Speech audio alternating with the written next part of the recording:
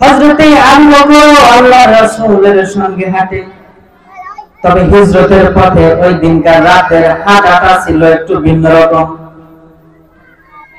হযরতে আবু বকর একবার ডানে পাশে হাঁটে, আরেকবার বাম পাশে হাঁটে, আরেকবার সামনে হাঁটে, আরেকবার পিছনে হাঁটে। আল্লাহর রাসূল বলেন, আবু বকর জীবনে বহুর সঙ্গে সফর করেছেন, কিন্তু আজকে রাতের হিজরতের হাঁটাটা যেন কেমন ভিন্ন রকম। ইয়া রাসূলুল্লাহ, ইয়া হাবিবাল্লাহ, কেন যে ভিন্ন রকম জানেন নাকি? আমার হাঁটাটা এই কারণে ভিন্ন রকম, আমি যখন আপনার ডান পাশে হাঁটি মনে হয় আমার মন বলে কাফের মুশরিক বেঈমানগুলো আপনার বাম পাশ থেকে তীর মারবে। আবার যখন বাম পাশে হাঁটি মনে হয় ডান পাশ থেকে কাফের মুশরিক বেঈমানগুলো আপনাকে তীর মারবে। আবার যখন সামনে হাঁটি মনে হয় পিছন থেকে কে যেন মুহাম্মাদুর রাসূলুল্লাহ সাল্লাল্লাহু আলাইহি ওয়াসাল্লামকে তীর মারে।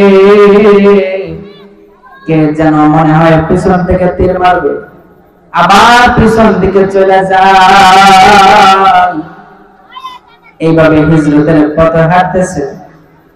আবু বকর রাদিয়াল্লাহু তাআলা আনহুর হাঁটাটা কেমন ছিল, কেমন ভিন্ন রকম ছিল আল্লাহর রাসূলের জন্য। নিজের জীবন শেষ হয়ে যাবে, কিন্তু আল্লাহর রাসূল সাল্লাল্লাহু আলাইহি ওয়াসাল্লামের শরীরের ভিতরে কোনো আঘাত যেন না লাগে। হিজরতের পথে রওনা করতে করতে হঠাৎ করে গায়ের সুর পাহাড়ের মধ্যে দেখেন মানুষের ভিতরটা কেমন আর একটা প্রাণীর ভিতরটা কেমন। তাওরাতের দোষ দিয়া তাওরাতের কিতাব পড়তেছিল একজন মানুষ, তাওরাতের আলেম।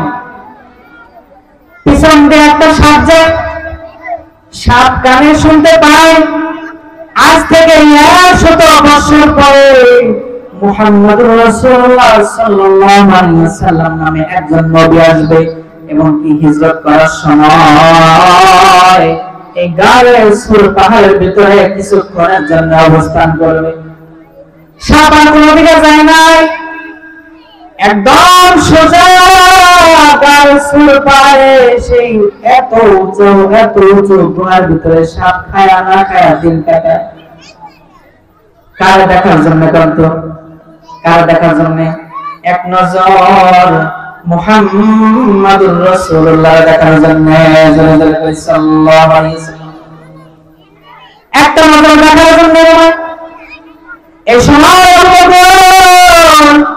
আল্লাহর রাসূলকে সাথে নিয়ে গায়ের সুর পাহাড়ের ভিতরে দুজন মানুষ, আল্লাহর রাসূল এবং আবু বকর। আবু বকর যদি হাঁটে, আল্লাহর রাসূল যদি হাঁটে, দুইজনের পায়ের ছাপ উঠবে। কথা না ঠিক না? ঠিক, দুইজনের পায়ের ছাপ কিন্তু উঠবে।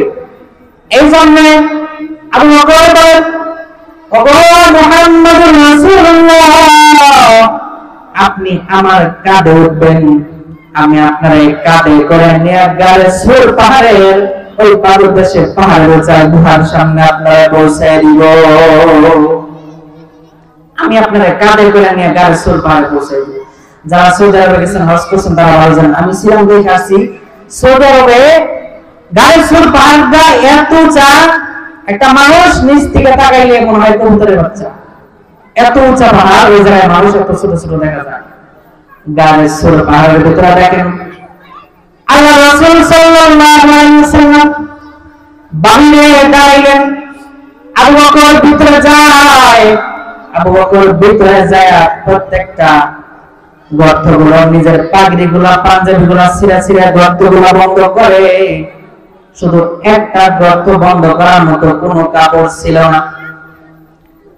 হযরত আবু বকর পায়ের বৃদ্ধ আঙ্গুল দিয়া গর্তটারে বুনজায়া আল্লাহর রাসূলকে বলেন, ওগো আল্লাহর নবী, আসেন ভিতরে তাশরীফ নেন।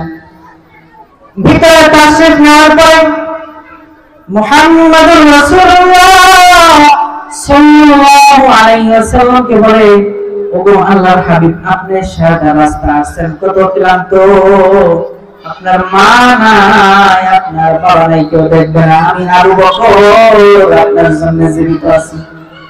আমার ঘোড়ার মধ্যে আপনি মাথা রেখে ঘুমাবেন, অল্প একটু আরাম করবেন, অল্প একটু আরাম যখন করবেন আমার ঘোড়ার মধ্যে মাথা রেখে ঘুমাবেন।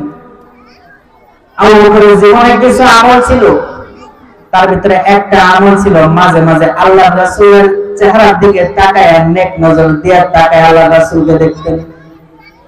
সাহাবীরা জিজ্ঞাসা করতেন, আবু বকর, কোন আমল তোমার কাছে